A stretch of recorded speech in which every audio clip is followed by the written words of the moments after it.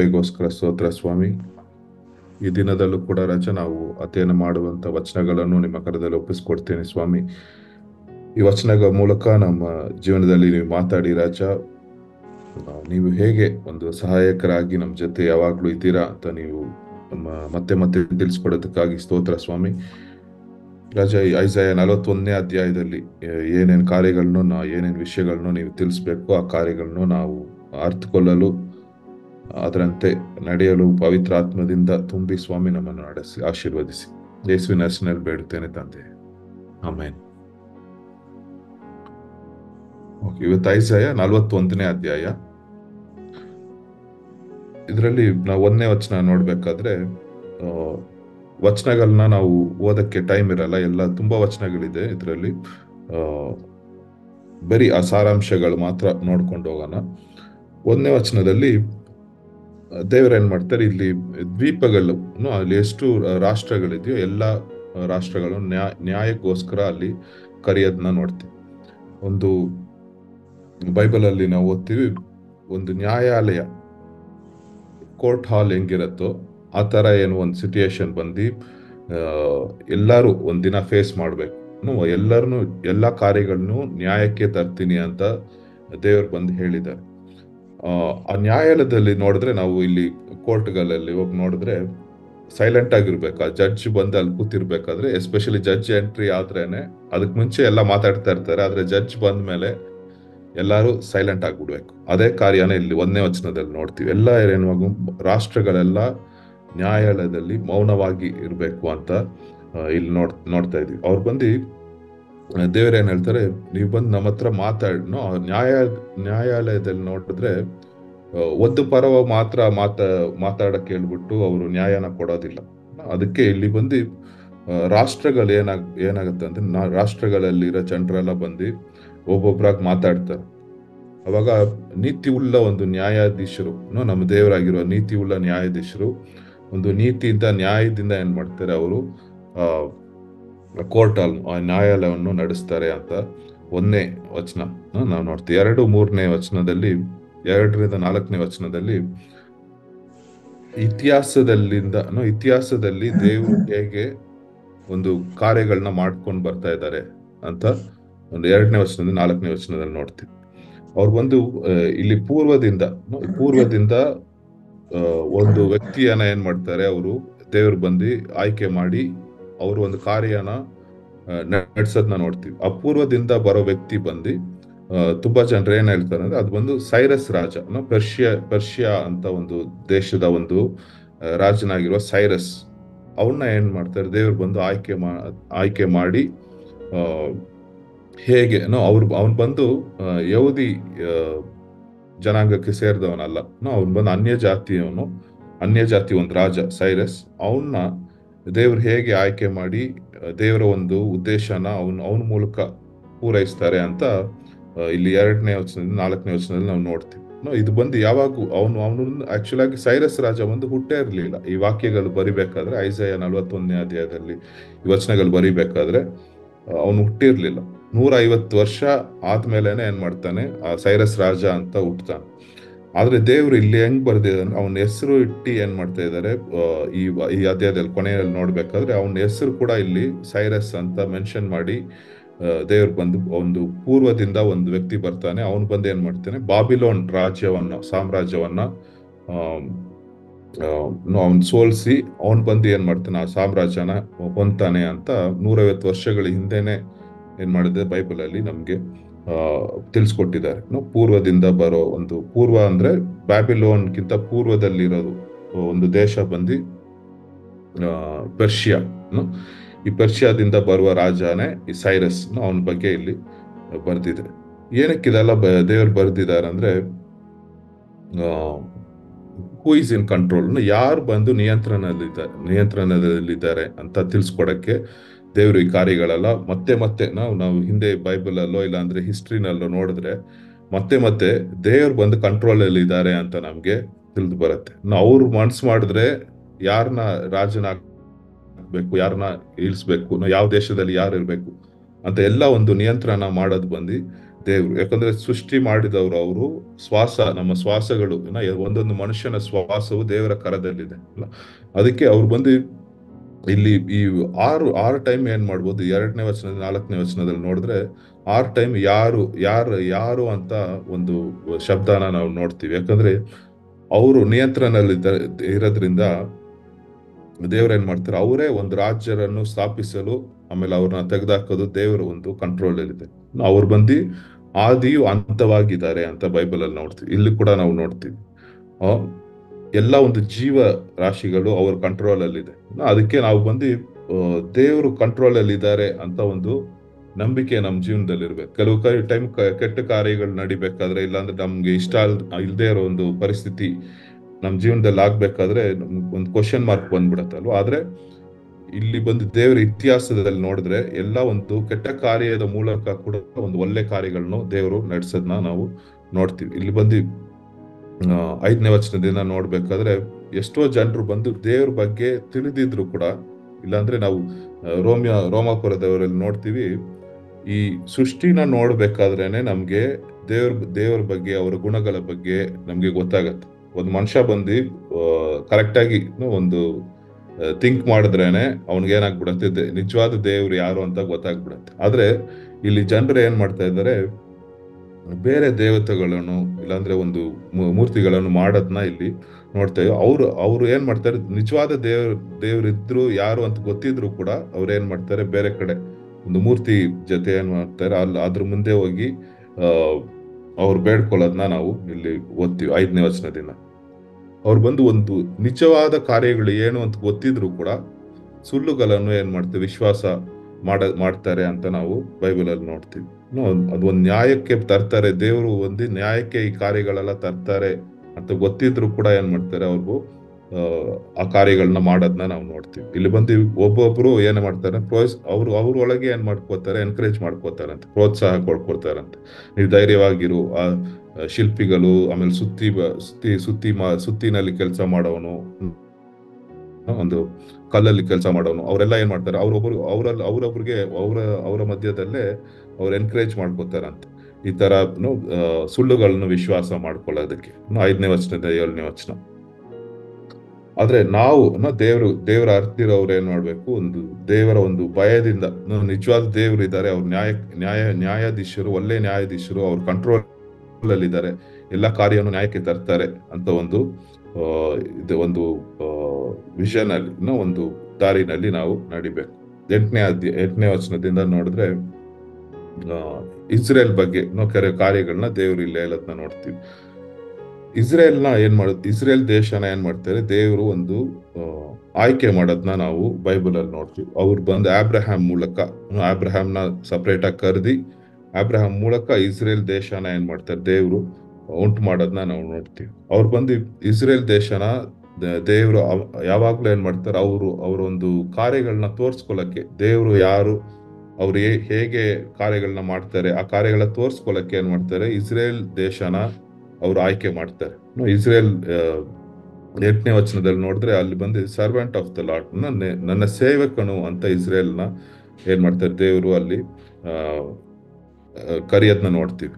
ಆದ್ರೆ ಅಲ್ಲಿ ಕರೆದಾಗ ಯಾಕೋಬನ್ನ ಕೂಡ ಏನ್ ಮಾಡ್ತಾರೆ, ದೇವರು ಬಂದು ಅಲ್ಲಿ ಚೂಸ್ ಮಾಡ್ತಾರೆ. ಅಲ್ಲಿ ಆಯ್ಕೆ ಮಾಡಿದಾಗ ಇಸ್ರೇಲ್ ಜನರು, ಇಲ್ಲಾಂದ್ರೆ ಯಾಕೋಬ್ ಇರ್ಲಿ, ಅವರೆಲ್ಲ ಒಂದು ಸಿದ್ಧರಾಗಿರ್ಲಿಲ್ಲ, ಪರ್ಫೆಕ್ಟ್ ಆಗಿರ್ಲಿಲ್ಲ. ಅವ್ರು ಬಂದು ಒಂದು ವೀಕ್ನೆಸ್ ಅಲ್ಲಿ ಇದ್ರು. ಆದ್ರೂ ಕೂಡ ದೇವ್ರು ಏನ್ ಮಾಡ್ತಾರೆ, ಅಲ್ಲಿ ಚೂಸ್ ಮಾಡ್ತಾರೆ. ಏನಕ್ಕಂದ್ರೆ ಇಲ್ಲಿ ಅಬ್ರಹಾಂ ಬಗ್ಗೆ ಒಂದು ಕಾರ್ಯ ಬರ್ತಿದೆ 9ನೇ ವಚನದಲ್ಲಿ, ಫ್ರೆಂಡ್ ಆಫ್ ಗಾಡ್. ಅಬ್ರಹಾಂಗೆ ಒಂದು ಟೈಟಲ್ ಏನ್ ಕೊಟ್ಟಿದ್ದಾರೆ ಅಂದ್ರೆ, ದೇವರು friend of god. Abraham my friend ಅಂತ ಕರೀತಾರೆ, ನನ್ನ ಸ್ನೇಹಿತನು.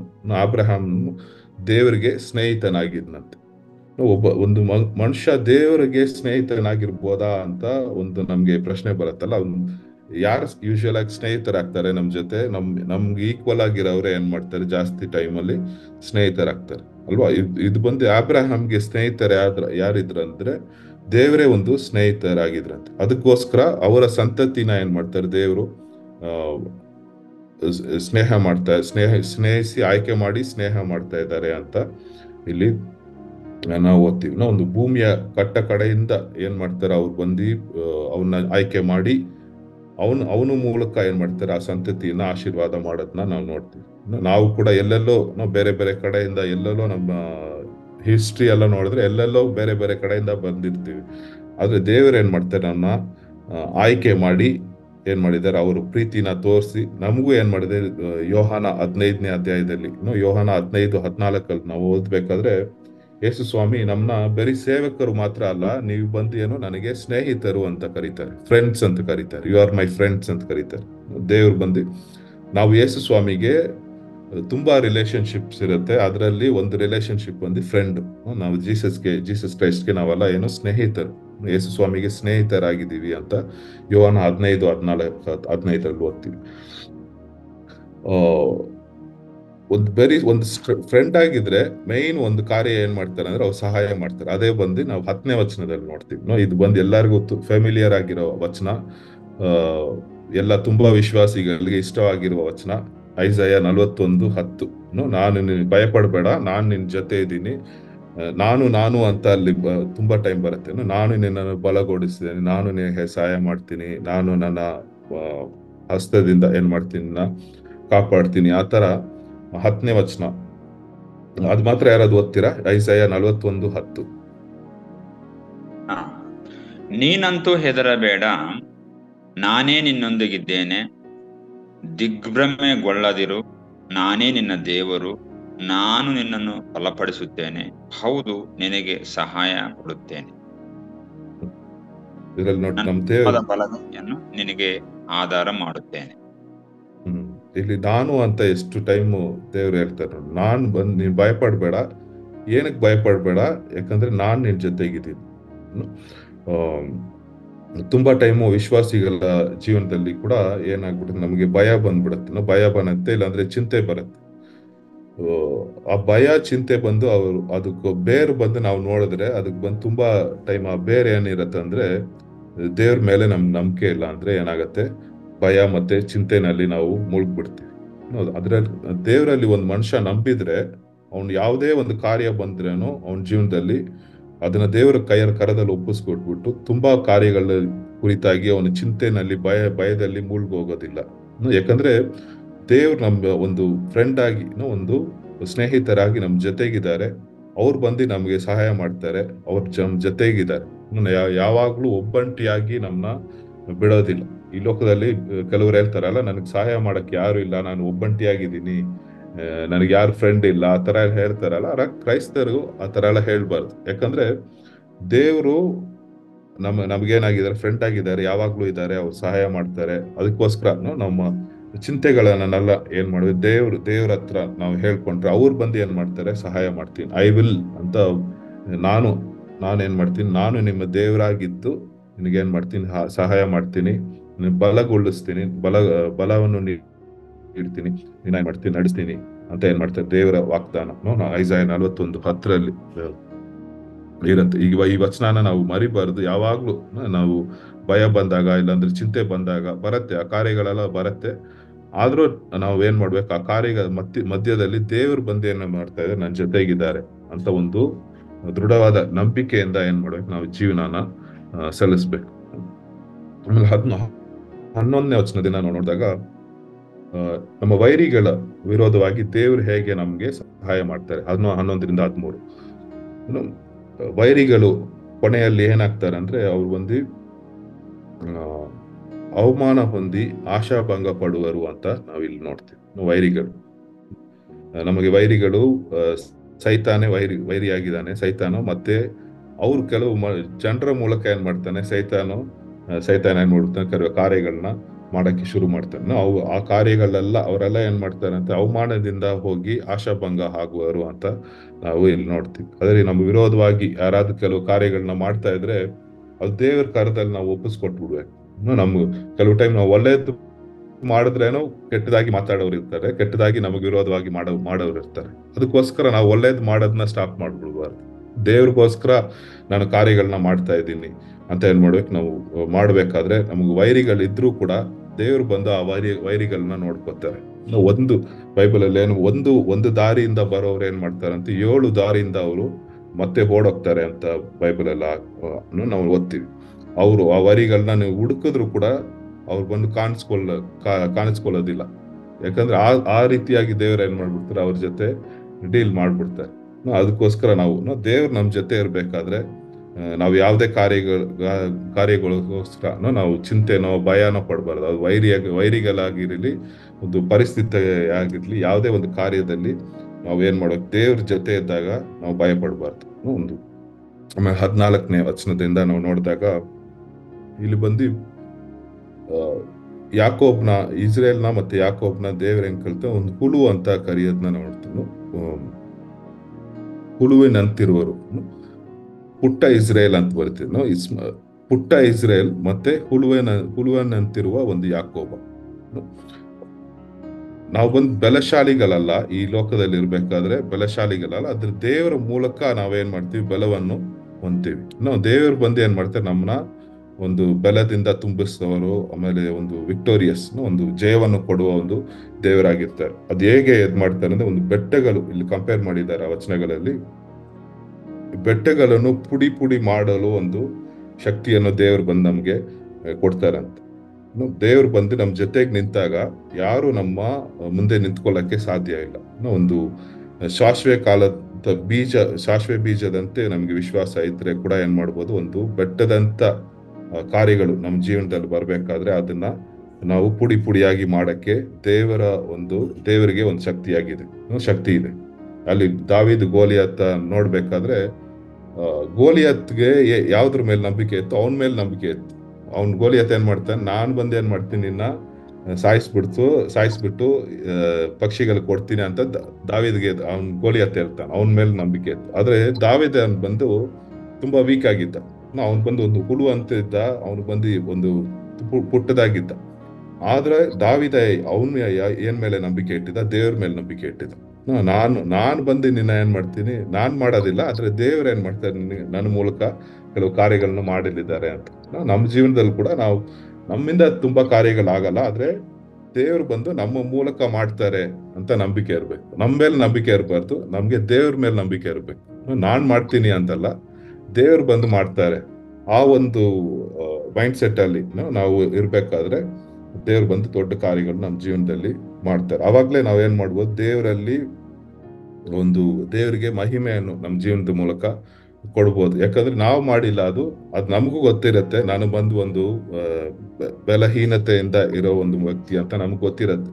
ಅದು ಕೆಲವು ಕಾರ್ಯಗಳು ನಮ್ಮ ಮೂಲಕ ದೇವ್ರು ಮಾಡ್ಬೇಕಾದ್ರೆ, ದೇವರೇ ಈ ಕಾರ್ಯಗಳನ್ನ ಮಾಡಿದ್ದಾನೆ ಅಂತ ಏನ್ ಮಾಡೋದು, ದೇವರಿಗೆ ಮಹಿಮೆನ ನಾವು ತರ್ಬೋದು. 17ನೇ ವಚನದಿಂದ ನೋಡಿದ್ರೆ, 17ನೇ ವಚನದಲ್ಲಿ ಬಾಯರಿಕೆಯಿಂದ ನಾಲಿಗೆ ಒಣಗಿ ಹೋದ್ರು ಕೂಡ ಅವ್ರು ಏನ್ ಮಾಡ್ತಾರೆ, ದೇವ್ರು ಬಂದು ಆ ಒಂದು ನೀರ್ನ ಏನ್ ಮಾಡ್ತಾರೆ, ಕೊಡ್ತಾರೆ ಅಂತ ಇಲ್ಲಿ ಬರೆದಿದ್ರು. ಅವ್ರು ಬಂದು ಯಾವತ್ತೂ ಕೈ ಬಿಡೋದಿಲ್ಲ. ಒಂದು ಎತ್ತರವಾದ ಸ್ಥಾನದಲ್ಲಿ ನದಿಗಳನ್ನು ಉಂಟು ಮಾಡ್ತೀನಿ ಅಂತಿದೆ. ನದಿಗಳು ಎಲ್ಲಿರತ್ತಂದ್ರೆ, ನಾವು ನೋಡಿದ್ರೆ ಎಲ್ಲಿ ಒಂದು ಕೆಳಗಿನ ಜಾಗದಲ್ಲಿ ಏನ್ ಮಾಡುತ್ತೆ, ನದಿಗಳು ಓಡುತ್ತೆ. ಎತ್ತರವಾದ ಜಾಗದಲ್ಲಿ ನದಿಗಳನ್ನ ನಾವು ಅಷ್ಟೊಂದು ಕಾಣೋದಿಲ್ಲ. ಎಲ್ಲಿ ಲೋವೆಸ್ಟ್ ಪಾಯಿಂಟ್ ಎಲ್ಲಿ ಒಂದು ನೆಲ ಬಂದು ಒಂದು ಆಳವಾಗಿದೆಯೋ ಆ ಕಡೆನೇ ಏನಾಗತ್ತೆ, ನದಿಗಳು ನೀರೆಲ್ಲ ಹೋಗಿ ಸೇರ್ಕೊಳ್ಳುತ್ತೆ. ಆದ್ರೆ ದೇವ್ರು ಏನ್ ಮಾಡ್ತಾರೆ ಅಂದ್ರೆ, ಎತ್ತರವಾದ ಸ್ಥಳದಲ್ಲಿ ಕೂಡ ನದಿಗಳನ್ನು ಉಂಟು ಮಾಡ್ತಾರೆ ಅಂತ.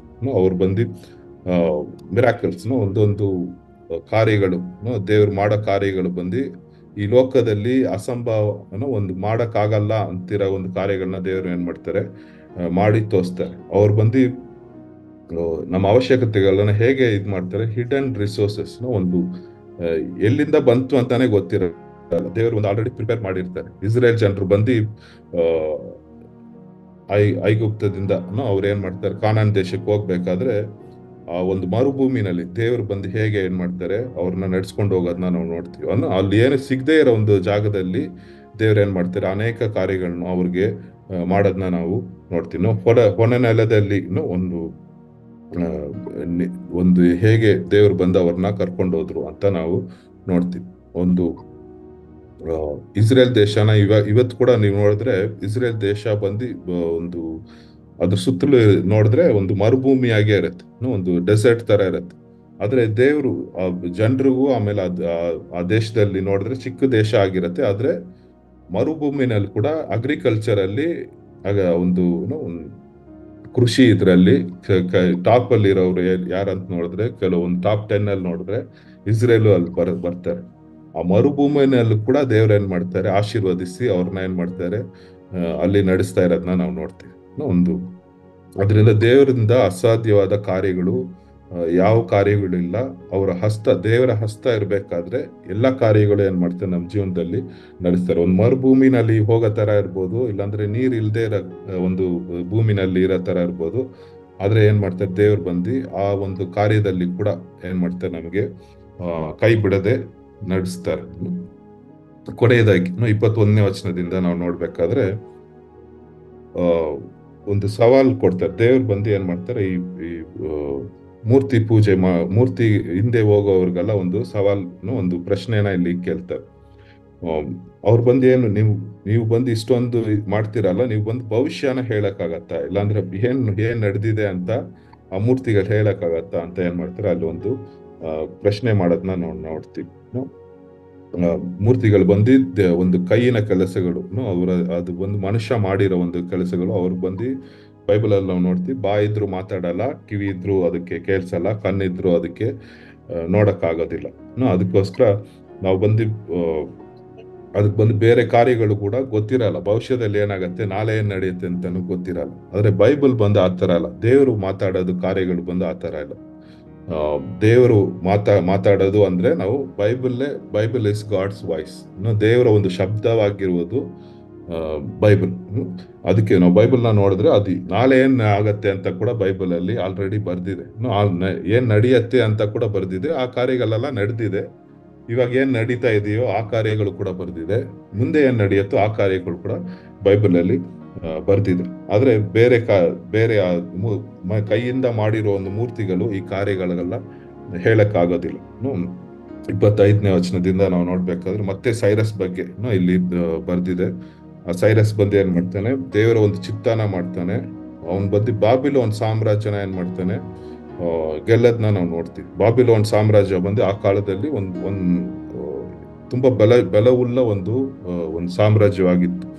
ಅದನ್ನ ಯಾರು ಸೋಲ್ಸಕ್ಕೆ ಆಗಲ್ಲ ಅನ್ಕೊಂಡಿದ್ರು. ಆದ್ರೆ ದೇವರು ಏನ್ ಮಾಡ್ತಾರೆ, ಸೈರಸ್ ಅಂತ ಒಂದು ಪರ್ಷಿಯನ್ ರಾಜನ ಇಟ್ಟು ಏನ್ ಮಾಡ್ತಾರೆ, ಅವ್ರನ್ನ ಬಾಬಿಲೋನ್ನ ಸೋಲ್ಸಿ, ಬಾಬಿಲೋನ್ ಅವ್ರು ಏನ್ ಮಾಡಿರ್ತಾರೆ, ಯಹೂದಿ ಜನರನ್ನ ಏನ್ ಮಾಡಿರ್ತಾರೆ, ಅವರು ಒಂದು ಸ್ಲೇವರಿ ಬಂಧನಲ್ಲಿ ಇಟ್ಟಿರ್ತಾರೆ. ಆದ್ರೆ ಸೈರಸ್ ರಾಜ ಬಂದು ಅವ್ರನ್ನ ಬಿಡುಗಡೆ ಮಾಡಿ ಮತ್ತೆ ಏನ್ ಮಾಡ್ತಾನೆ, ಇಲ್ಲಿ ಏನ್ ಕಂಪೇರ್ ಮಾಡಿದ ಅಂದ್ರೆ, ಒಂದು ಕುಂಬಾರನು ಹೇಗೆ ಜೇಡಿ ಮಣ್ಣ ತುಳಿತಾನೋ ಆ ರೀತಿನಲ್ಲಿ ಏನ್ ಮಾಡ್ತಾರಂತೆ, ಸೈರಸ್ ರಾಜನ ಇಟ್ಟು ಬಾಬಿಲೋನ್ ಸಾಮ್ರಾಜ್ಯನ ಏನ್ ಮಾಡ್ತಾರೆ, ದೇವರಲ್ಲಿ ಸೋಲ್ಸಿ ಆಮೇಲೆ ಯಹೂದಿ ಜನರನ್ನ ಮತ್ತೆ ಜೆರುಸಲೇಮ್ಗೆ ಹಿಂತಿರುಗಿ ಹೋಗಲು ಏನ್ ಮಾಡ್ತಾರೆ, ಅವರು ಸೈರಸ್ ಮೂಲಕ ದೇವರು ಏನ್ ಮಾಡ್ತಾರೆ, ಒಂದು ಕಿರಿಯನ್ನ ಮಾಡೋದನ್ನ ನಾವು ನೋಡ್ತೀವಿ. ಒಂದು ಸೈರಸ್ ರಾಜ ಏನ್ ಮಾಡ್ತಾನೆ, ಒಂದು ಯೆಹೋವ ದೇವರಿಗೆ ಒಂದು ಘನವನ್ನು ಕೊಡುವ ಒಂದು ವ್ಯಕ್ತಿಯಾಗಿದ್ದ. ಅದಕ್ಕೆ ನಾವು ಬಂದು ಈ ಅಧ್ಯಾಯದಲ್ಲಿ ನೋಡ್ಬೇಕಾದ್ರೆ ನಾನು ಅಂತ ಎಷ್ಟೊಂದು ಟೈಮಲ್ಲಿ ದೇವ್ರು ಹೇಳೋದನ್ನ ನಾವು ನೋಡ್ತೀವಿ. ದೇವ್ರು ಬಂದು ನಾವು ಅವ್ರ ಮೇಲೆ ವಿಶ್ವಾಸ ಇಡ್ಬೇಕಾದ್ರೆ ಅವ್ರು ಏನ್ ಮಾಡ್ತಾರೆ, ನಮ್ಮ ಜೀವನದಲ್ಲಿ ಕ್ರಿಯೆಗಳನ್ನ ಮಾಡೋದನ್ನ ನೋಡ್ತೀವಿ. ನಾವು ಹೇಗೆ ಇಸ್ರೇಲ್ ಜನರನ್ನ ಅವರು ಸಹಾಯ ಮಾಡಿದ್ರು, ನಮ್ಮನ್ನ ಕೂಡ ಒಂದು ಸ್ನೇಹಿತನಾಗಿ ಇದ್ದು ದೇವರು ಏನ್ ಮಾಡ್ತಾರೆ, ಸಹಾಯ ಮಾಡಿ ನಡೆಸ್ತಾರೆ. ನಾವು ಪ್ರಾರ್ಥನೆ ಮಾಡೋಣ. ದೇವರೇ, ಈ ಬೆಳಗ್ಗೆ ವೇಳೆ ಕೂಡ ರಾಜ ನಿಮ್ಮ ವಾರ್ತೆಗಳ ಮೂಲಕ ನಮ್ಮ ಮಧ್ಯದಲ್ಲಿ ಮಾತಾಡಿ ಸ್ತೋತ್ರ ಸ್ವಾಮಿ. ಹೇಗೆ ರಾಜ ನೀವು ನಮ್ಮನ್ನು ಒಂದು ಸ್ನೇಹಿತನಾಗಿ ರಾಜ ನೀವು ಆಯ್ಕೆ ಮಾಡಿ ನಿಮ್ ಜೊತೆ ಇಟ್ಟು ಸ್ವಾಮಿ, ನೀವು ಸಹಾಯ ಮಾಡಿ ನಮ್ಮನ್ನು ಬಲಪಡಿಸಿ ನಮ್ಮನ್ನು ನಡೆಸಿಕೊಂಡು ಇಷ್ಟು ದಿನ ಬಂದಿದ್ದಕ್ಕಾಗಿ ಸ್ತೋತ್ರ ಸ್ವಾಮಿ. ಬರೋ ದಿನಗಳಲ್ಲಿ ಕೂಡ ರಾಜ ನಾವು ಏನೇನು ಕಾರ್ಯಗಳು ನಮ್ಮ ಜೀವನದಲ್ಲಿ ನಡೀತಾ ಇದೆ ಅಂತ ನೀವು ಅರ್ತಿದ್ದೀರಾ ಸ್ವಾಮಿ. ಆ ಕಾರ್ಯಗಳೆಲ್ಲ ನೀವು ನೋಡ್ಕೋತೀರಾ ಅಂತ ಒಂದು ಧೈರ್ಯದಿಂದ, ಒಂದು ನಂಬಿಕೆಯಿಂದ ರಾಜ ನಾವು ಇರಲು, ಒಂದು ಭಯವನ್ನು ರಾಜ ಚಿಂತೆ ಇಲ್ಲದೆ ಇರೋ ಒಂದು ಜೀವನವನ್ನು ನಾವು ನಡೆಸಲು ರಾಜ ನಿಮ್ಮ ಮೇಲೆ ಪೂರ್ತಿಯಾಗಿ ವಿಶ್ವಾಸವನ್ನು ಇಡಲು ನಮಗೆ ನೀವು ಬಲಪಡಿಸಿ ಆಶೀರ್ವದಿಸಿ. ಎಷ್ಟು ಜನರು ಈ ಕಾಲಲ್ಲಿ ಇದ್ದಾರೋ ರಾಜ, ಎಲ್ಲರನ್ನು ಆಶೀರ್ವದಿಸಿ ಸ್ವಾಮಿ. ನಿಮಗೋಸ್ಕರ ಅನೇಕ ಕಾರ್ಯಗಳನ್ನು ಈ ಲೋಕದಲ್ಲಿ ನಾವು ಮಾಡ್ಬೇಕಂತ ನಾವು ಪ್ರಾರ್ಥನೆ ಮಾಡ್ತೀನಿ ರಾಜ. ಆಶೀರ್ವದಿಸಿ. ಯೇಸುವಿನ ಹೆಸರಿನಲ್ಲಿ ಬೇಡುತ್ತೇನೆ ತಂದೆ, ಆಮೆನ್.